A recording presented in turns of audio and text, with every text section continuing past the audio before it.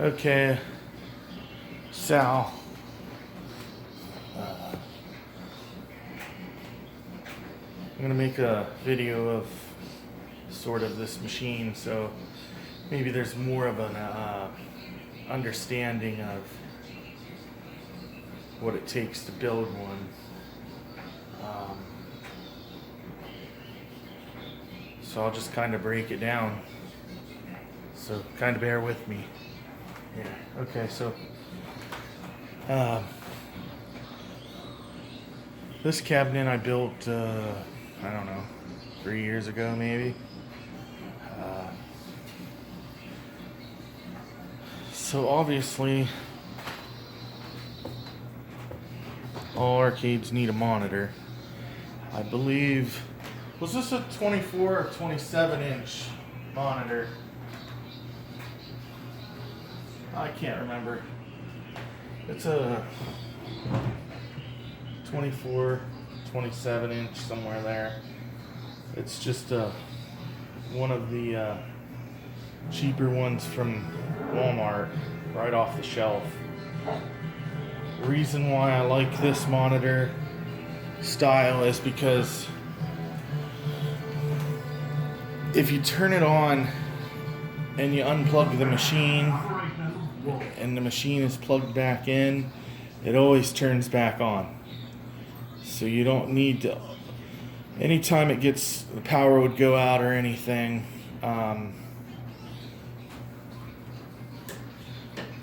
you don't have to worry about turning the button back on for the monitor to come on.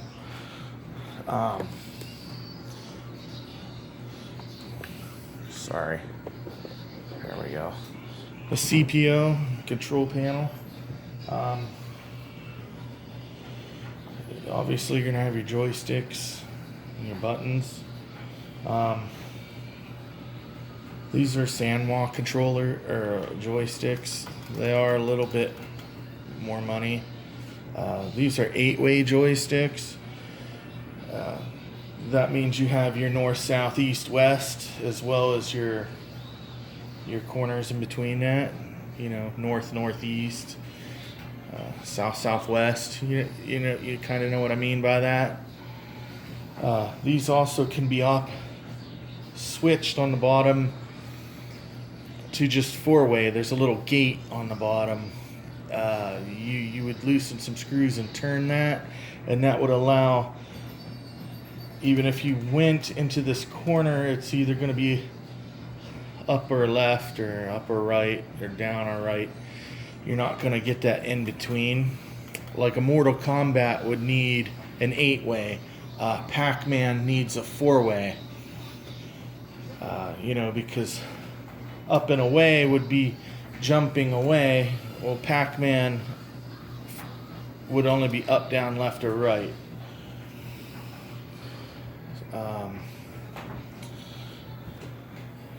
This is ran by a Raspberry Pi B3, Raspberry Pi 3B, B plus model actually. So under here, I just have a big empty storage space because there's just absolutely nothing to fill all that area. I'm going to.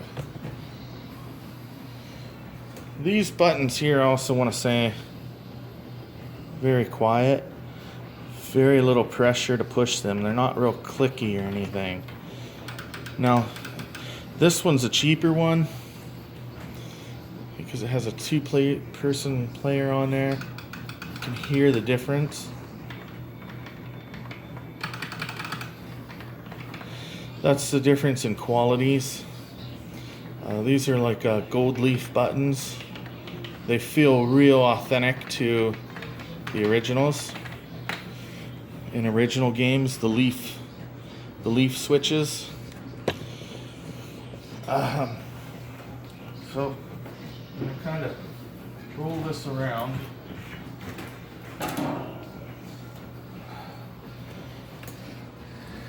So here's basically the inside of this.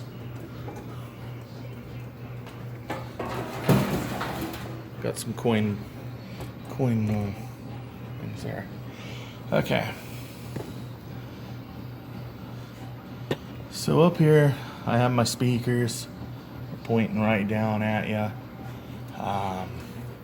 Up here, I just got a simple light put in here. Shines through the marquee in the front.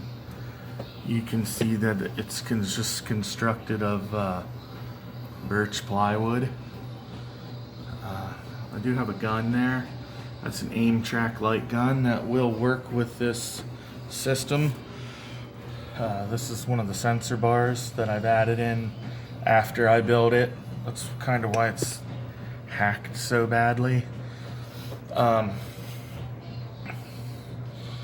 But, you know, I was just putting it in there to put it in after I built it, so that's my excuse for the crappy craftsmanship there. I just have a single board going from side to side with a TV for holding them up to the wall. It's really just that simple.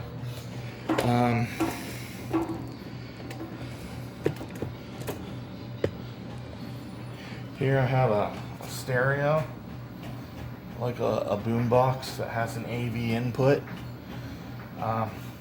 This is the entire brain we're operating. I guess it ain't the operating system, it's the hardware for the operating system. It's good to have a keyboard. I have this here. It's the same thing as right there, it just don't have fans on. But this is the Raspberry Pi. You put them in these little cases. You can get cases with fans in them. So this is what operates this entire arcade. One exactly like this. You see this one has some heat sinks on it, which is a good thing. There's many things you can do with these more than what I have done.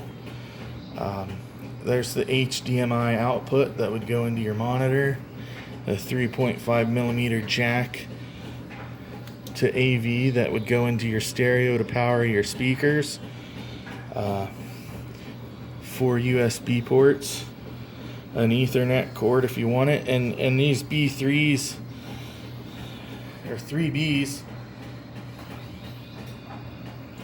actually have wireless Wi-Fi, so you can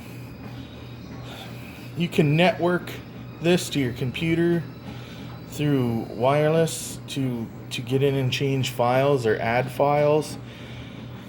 The entire operating system will be flashed onto a micro SD card.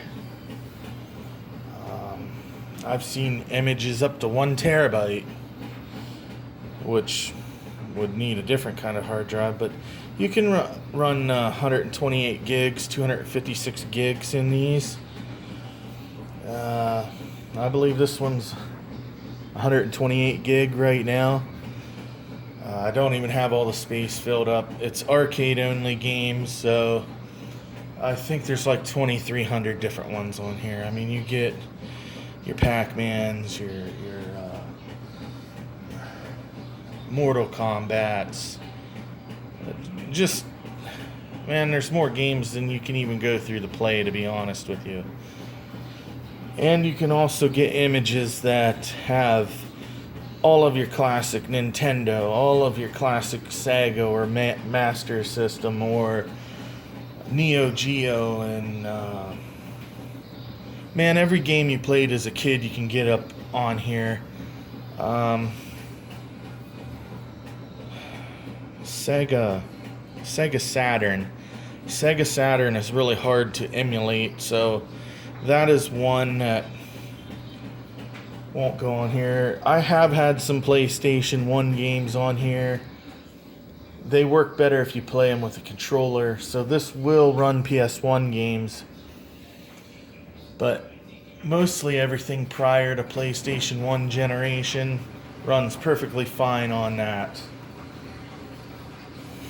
And, you know, it's kind of hard to play PlayStation 1 with just a joystick and some buttons because, you know, they used to have those analog sticks on their controllers and stuff like that. And as well as Nintendo 64. You can get away with some games on that control board setup, but it's I guess more for the 8 and 16-bit, maybe 32 as well. Grab up here off the stand. I'll get a shot of up underneath the control panel. So you got your buttons coming through. It's simple. One wire is basically a hot, I guess, and one's a negative or whatever. When you push the button, it puts contact between both of them, sends information to the Raspberry Pi through the USB port. It says, hey, that button's been touched, do this move.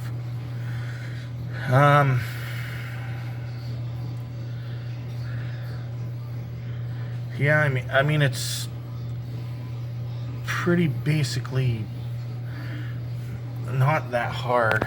It does take some figuring out.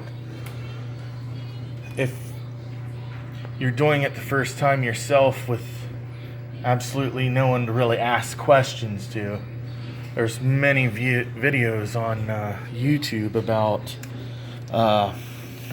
these systems. They are pretty reliable. I leave this game on 24/7 and never really have too many troubles with it. My biggest troubles with this is it's more of an adult-oriented thing, because if you get into pushing buttons while a game's loading, sometimes it may take you to some option screens. And if you have little kids that like to just keep pushing buttons, well, that can be troublesome. I have no experience with PC-based multicades, even though they do make them. I just have no experience with it. My only experience is with the Raspberry Pi, and I would recommend for anybody that likes retro gaming, because you can simply go on eBay or something and buy like a Super Nintendo style controller. You got the 6 buttons and the directional pad, and they'll plug into the Raspberry Pi right through the USB ports, and you basically configure that controller, and bam, up to 4 players right there on controllers, and you can HDMI in it right into your TV. Sit on the couch and play it. Every game, thousands. I've had images with damn near 10,000 games on it. Atari, regular Nintendo, Super Nintendo, Sega, some Sega systems we never really heard of here in the United States. So, let me see. Try to get this so you can see the screen and maybe part of the controls here.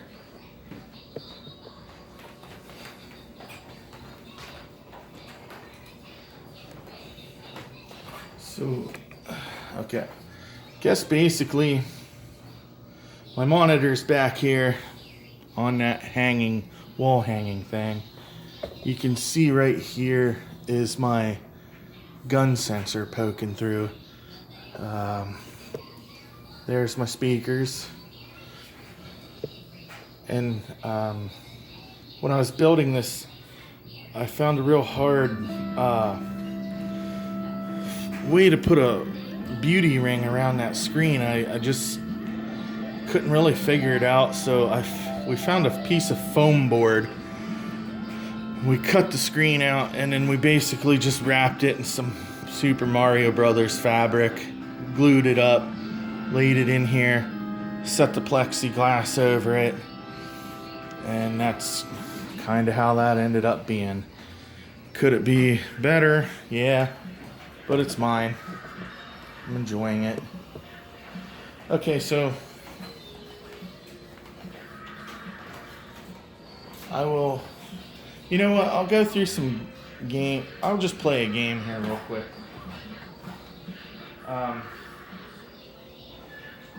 What's happening here is called attract mode. When you don't play it for a little, and you can turn this on and off through the options. Basically, if you don't play it for whatever time frame you set, it just starts cycling through games on here with snapshots or whatever they call them.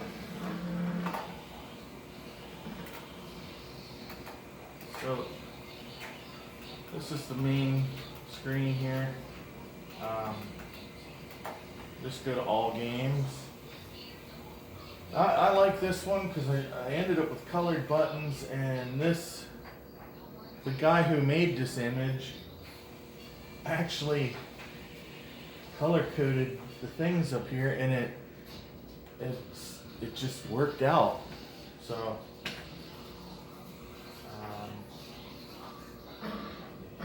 yeah, there's, as you can see, there's 2,345 on this one.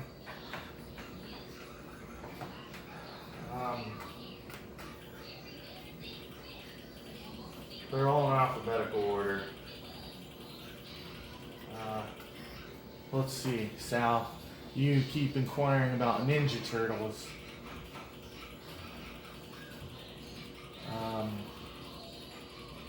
Oh, that might be. Okay, so Turtles in Time, and this one here. Well, there's two, I guess, on this one. Let's see if they work. Sometimes you'll run across a game that don't boot.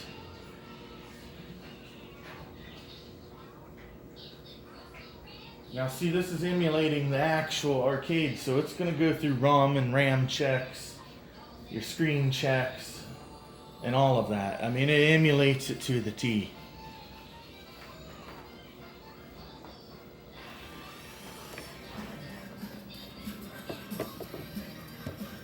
Okay, so my stereo under here. You can turn up and down the volume easily. So, whoa. That's better. So this is an arcade. You need coins for an arcade. That would be this button here. You can put as many credits in here as you want. Okay? 1 man on this button, 2 man on this one. So this is your first player start button. Pick what guy I want. Sometimes you have to figure out what the buttons are because there's thousands of games on here. So punch on one game might be kick on the other, you know what I mean? So basically just gonna go through here, kick this guy's ass.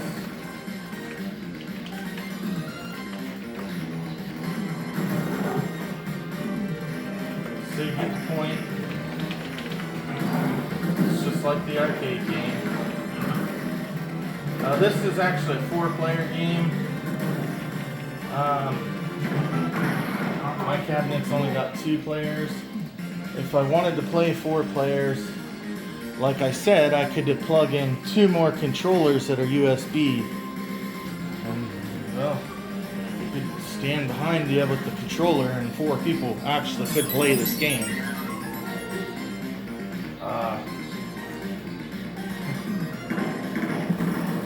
The most expensive things when you're building arcades or repairing actual original arcades, like this guy here, Operation Wolf, I'm working on restoring. As you can see, it has no side art. I need to make a new back door for it, and I actually picked this TV up yesterday, and I pulled the screen and the yoke and everything. The yoke is 14.2 ohms and 3.5 ohms on the other axis. So that makes that a direct drop-in of that monitor right there. And I can still use the original chassis. So the most expensive things I found repairing these is the original circuit boards, the PCB, the brain of the game.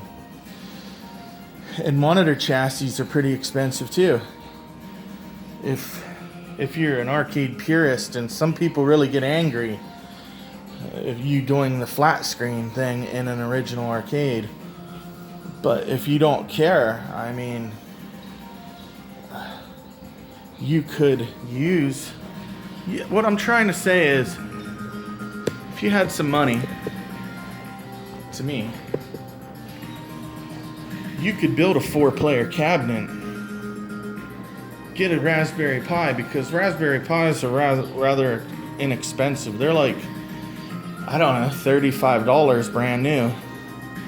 And then what? You invest another $25, $30 in a micro SD card, and there you can emulate this Ninja Turtles game and other 4-player games and put on your Raspberry Pi. So you have a dedicated cabinet for 4 players with all 4-player games on it.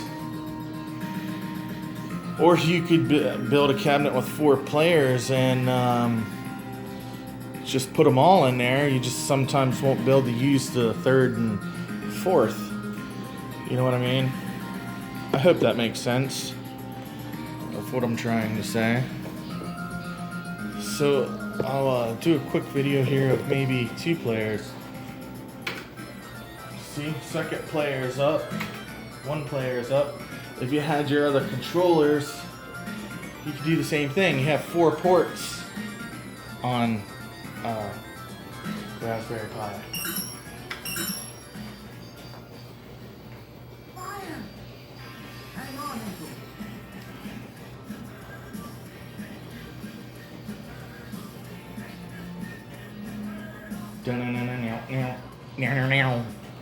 Okay, so now you got your 2 guys.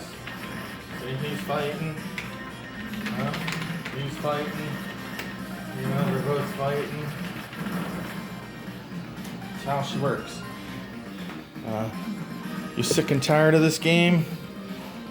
Your coin button and your start button, hit them at the same time. That's called a hotkey.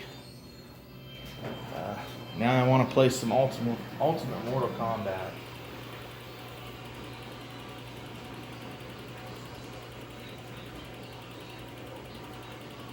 I think I'm going the wrong way.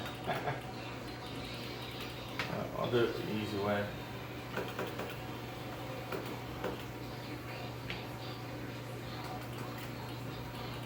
See, that's the thing I was telling you about kids, that they start hitting stuff and they get into here and they don't know what they're doing, and they start flipping things around, and you come back to your game and it'll be stuck on a screen and you don't know what the heck happened. So yeah, that's kind of annoying. This actually does have a kiosk mode, I think, built into this actual image, where you can switch it to kiosk, but I'm not quite sure exactly what that all eliminates availability to, as in menu items. Let's see as that's going. Anyways, I painted the shadow box there black. You can see this is just a piece of plexiglass with a vinyl that allows more light to come through than normal for the marquee. That was a stock one I got because I'm not an artist. You know, I've seen ones where people do and they got Mario all over them and Link and all kinds of characters. I put this M on here with a circle for like a trademark for my last name. Me and my brother used to do that on our old Nintendo games. We would take a black magic marker and put a capital M on there with a circle. That was like our trademark. Like, you know, this is our game, so we would know it was ours. So there's Mortal Kombat for you. Remember, I gotta add in my coins here. And they do make buttons that say coin. I just didn't get them.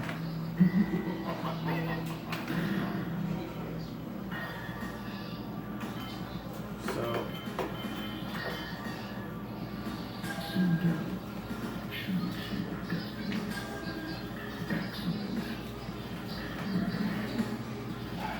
a lot of arcade purist people hate cabinets like this. Or they don't speak highly of them anyways, huh?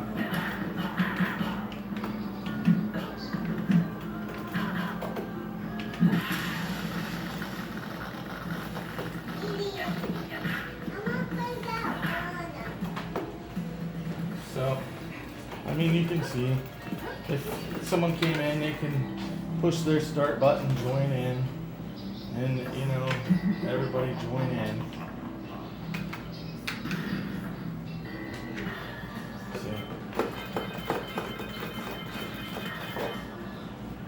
So it's basically just like the real arcade game. To me it is. You see this outer border that says MAME on it. You know, they add that, and you can kind of see on this flat screen around here how it has the edges of like the original CRT tubes, cathode ray tube. You know, the old glass tubes. It kind of has the bowing effect to it. It's kind of cool. You can turn that on and off. You can split this clear out and stretch it out. This one don't have it, but you can even put the old lines in it, and it really kind of mimics the old CRTs.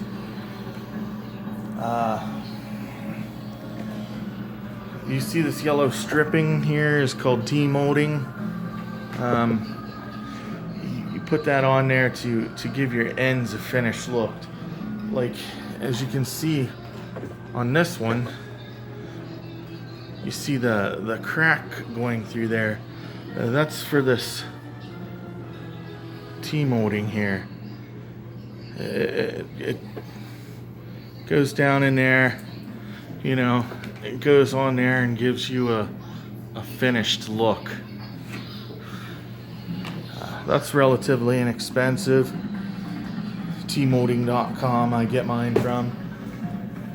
It's usually somewhere around 50 cents a foot.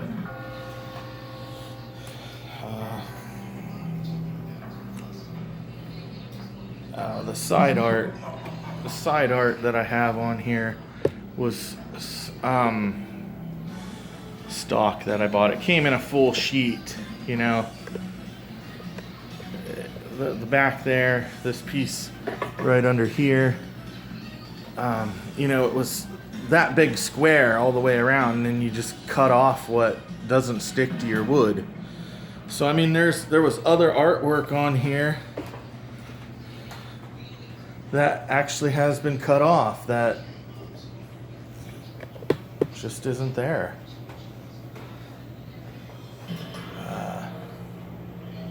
if I were to do this cabinet again, I think I would have not cut such a tight bend here. I would have done something else. Maybe even angled that upward more, like some of the Millipede Atari cabinets.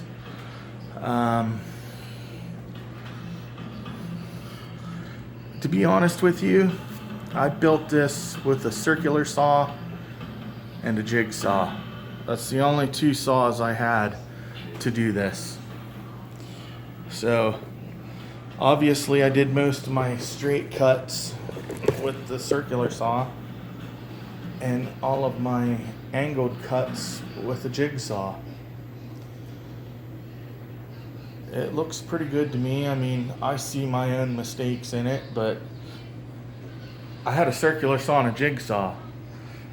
I could have done a lot nicer with a table saw. So anybody out there that wants to build an arcade cabinet, man, build one. You don't even need this fancy vinyl on there. Paint it black. Let your kids go to town on it with some water paints. You know what I mean? Graffiti that thing. Or get somebody that's really good at computer graphics and get some high resolution images and put on there of your favorite Nintendo characters. And then have it printed out on some 3M vinyl. If anyone has any questions about setting one of these up, I'd gladly give you any information I know. The only special tool you need that I can think of offhand is I had to borrow a router and I had to buy a slot bit to cut the slots in the edges of the wood for that T-molding to fit into.